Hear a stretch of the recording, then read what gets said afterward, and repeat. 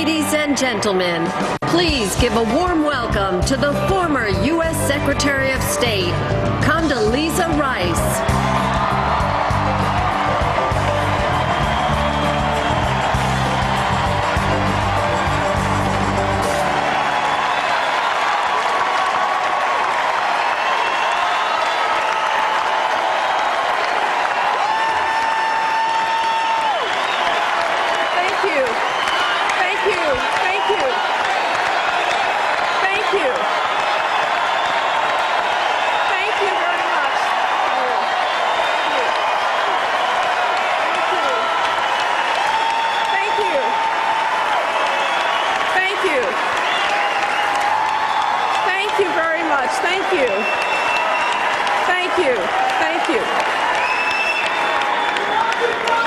Thank you so much. Good evening, good evening.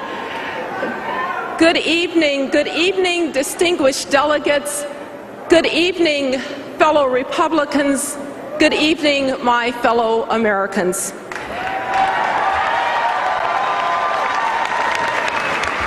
We gather here at a time of significance and challenge. This young century has been a difficult one.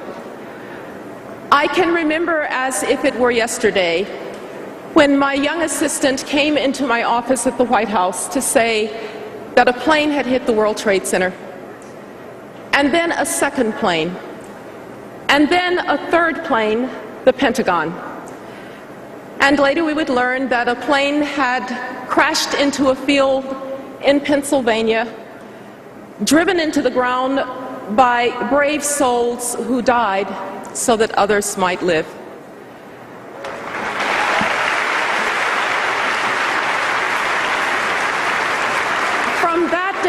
From that day on, our sense of vulnerability and our concepts of security were never the same again.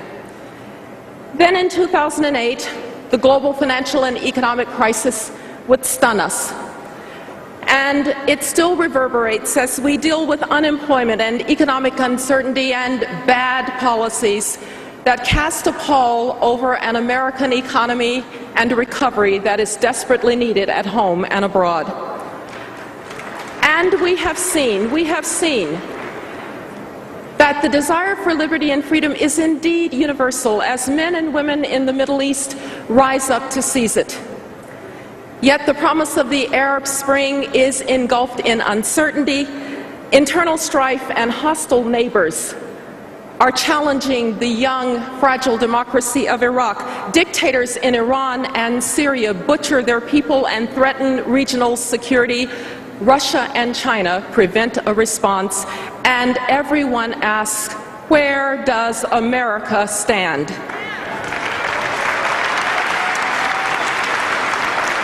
Indeed, that is the question of the hour. Where does America stand? You see, when friends or foes alike don't know the answer to that question unambiguously and clearly, the world is likely to be a more dangerous and chaotic place. Since World War II, the United States has had an answer to that question. We stand for free peoples and free markets. We will defend and support them.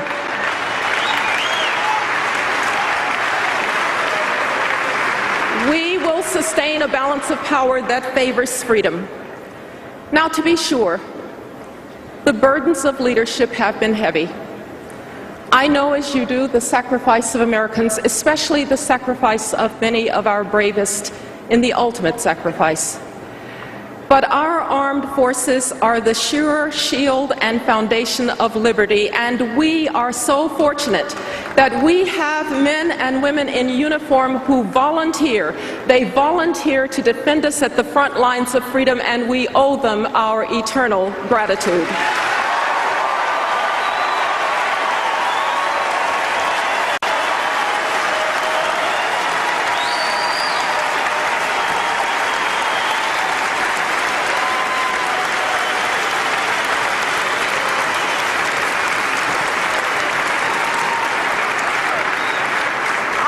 Too, that it has not always been easy, though it has been rewarding, to speak for those who would otherwise not have a voice. The religious dissident in China the democracy advocate in Venezuela, the political prisoner in Iran. It has been hard to muster the resources to support fledgling democracies and to intervene on behalf of the most desperate. The AIDS orphan in Uganda, the refugee fleeing Zimbabwe, the young woman who has been trafficked into the sex trade in Southeast Asia. It has been hard. Yet this assistance, together with the compassionate work of private charities, people of conscience and people of faith, has shown the soul of our country. And I know too that there is a weariness. I know that it feels as if we have carried these burdens long enough.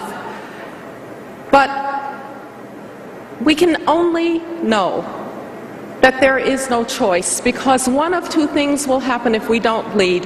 Either no one will lead and there will be chaos, or someone will fill the vacuum who does not share our values. My fellow Americans, we do not have a choice. We cannot be reluctant to lead, and you cannot lead from behind.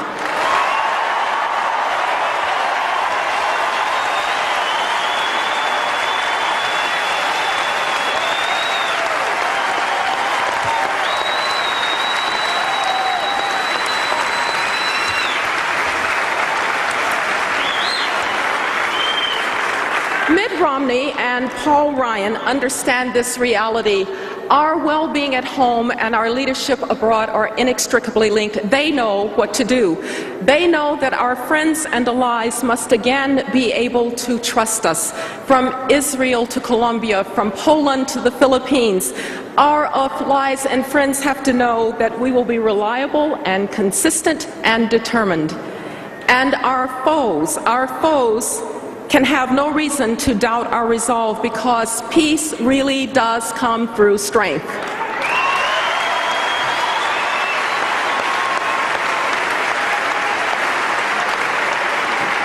Our military capability and our technological advantage will be safe in Mitt Romney's hands.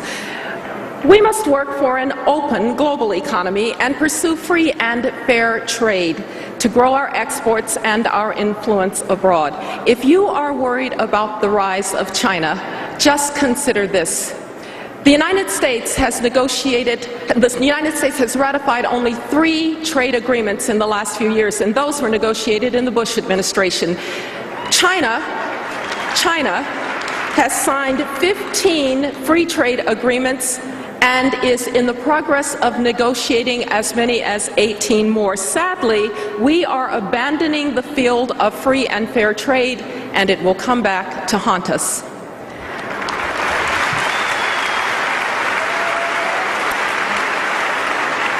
We must not allow the chance to attain energy independence to slip from our grasp.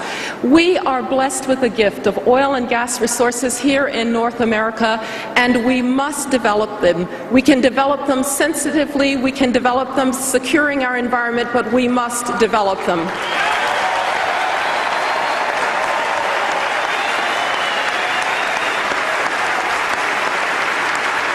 And we have the ingenuity to develop alternative sources of energy too. But most importantly, Mitt Romney and Paul Ryan will rebuild the foundation of our strength, the American economy, stimulating private sector growth and stimulating small business entrepreneurship.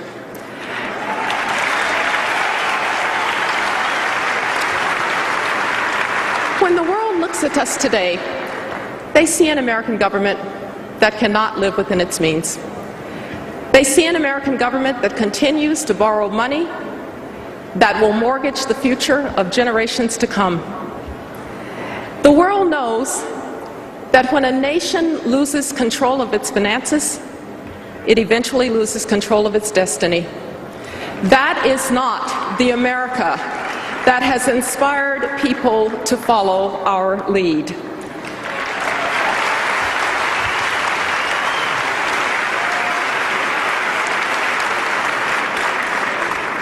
After all, when the world looks to America, They look to us because we are the most successful economic and political experiment in human history. That is the true basis of American exceptionalism. You see, the essence of America, what really unites us, is not nationality or ethnicity or religion. It is an idea. And what an idea it is. That you can come from humble circumstances and you can do great things. That it does not matter where you came from, it matters where you are going.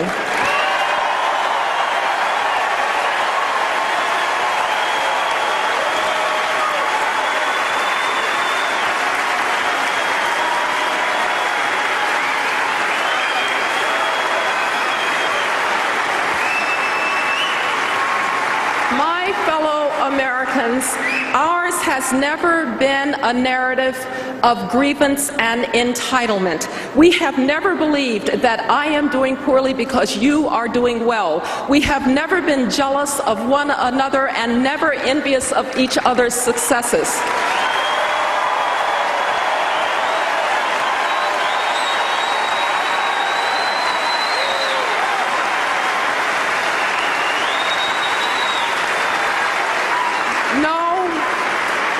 No, ours has been a belief in opportunity, and it has been a constant struggle, long and hard, up and down, to try to extend the benefits of the American dream to all. But that American ideal is indeed endangered today. There is no country, no, not even a rising China, that can do more harm to us than we can do to ourselves if we do not do the hard work before us here at home.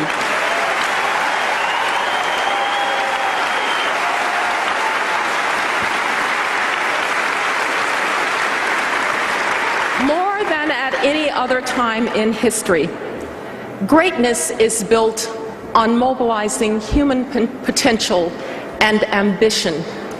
We have always done that better than any country in the world. People have come here from all over because they have believed our creed of opportunity and limitless horizons. They have come here from the world's most impoverished nations just to make a decent wage. And they have come here from advanced societies as engineers and scientists to fuel the knowledge-based revolution in the Silicon Valley of California, in the Research Triangle of North Carolina, along Route 128 in Massachusetts, in Austin, Texas, and across this great land.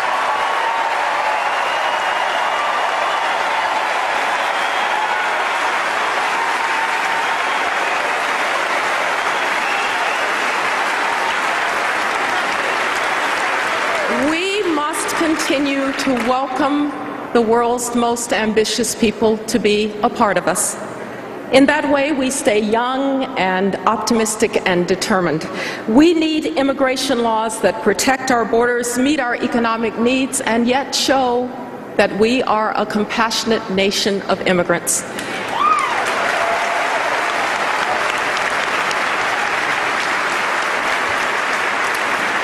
We have been successful too because Americans have known that one status at birth is not a permanent condition. Americans have believed that you might not be able to control your circumstances, but you can control your response to your circumstances.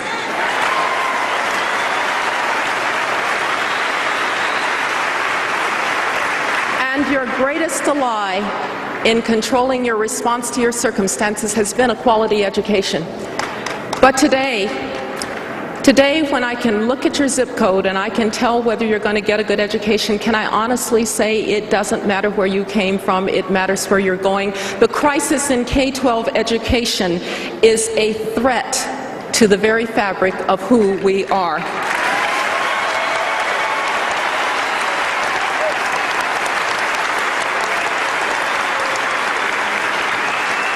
My mom was a teacher.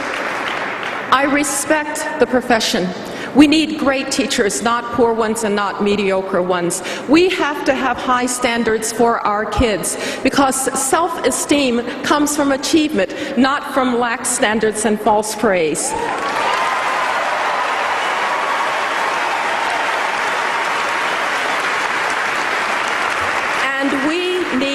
give parents greater choice, particularly poor parents whose kids, very often minorities, are trapped in failing neighborhood schools. This is the civil rights issue of our day.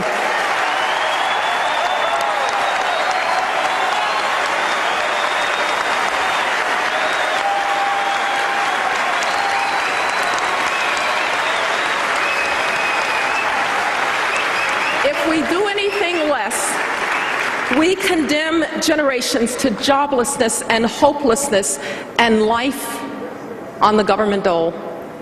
If we do anything less, we will endanger our global imperatives for competitiveness.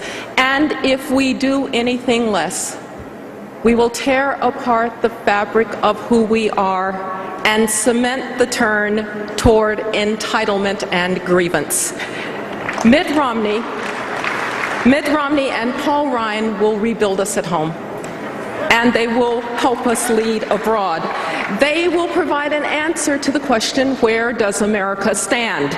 The challenge is real, and the times are hard. But America has met and overcome hard challenges before. Whenever you find yourself doubting us, just think about all those times that America made the impossible seem inevitable in retrospect. Our revolutionary founding against the greatest military power of the time, a civil war, brother against brother, hundreds of thousands dead on both sides, but we emerged a more perfect union. A second founding when impatient patriots were determined to overcome the birth defect of slavery and the scourge of segregation. A long struggle against communism, with the Soviet Union eventually in collapse and Europe whole, free, and at peace. And in the aftermath of 9/11, the willingness to take really hard decisions that secured us and prevented the follow-on attack that everybody thought preordained. And on a personal note,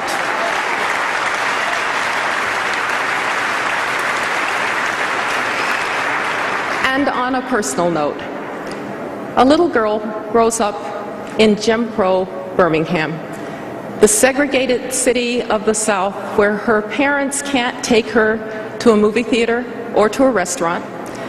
But they have her absolutely convinced that even if she can't have a hamburger at the Woolworth's lunch counter, she could be President of the United States if she wanted to be, and she becomes the Secretary of State.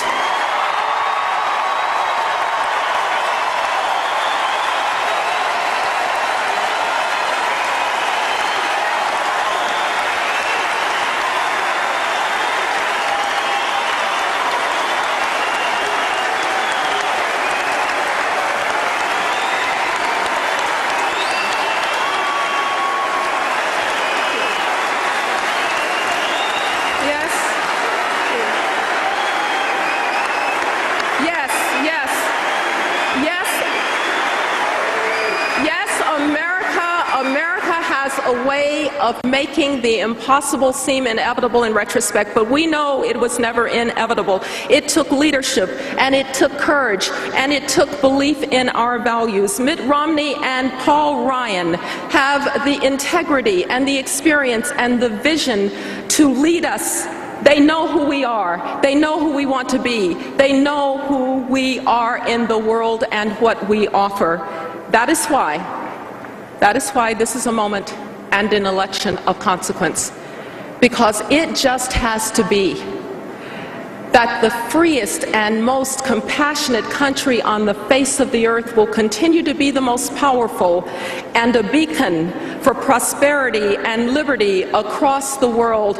God bless you, and God bless this extraordinary country, this exceptional country, the United States of America.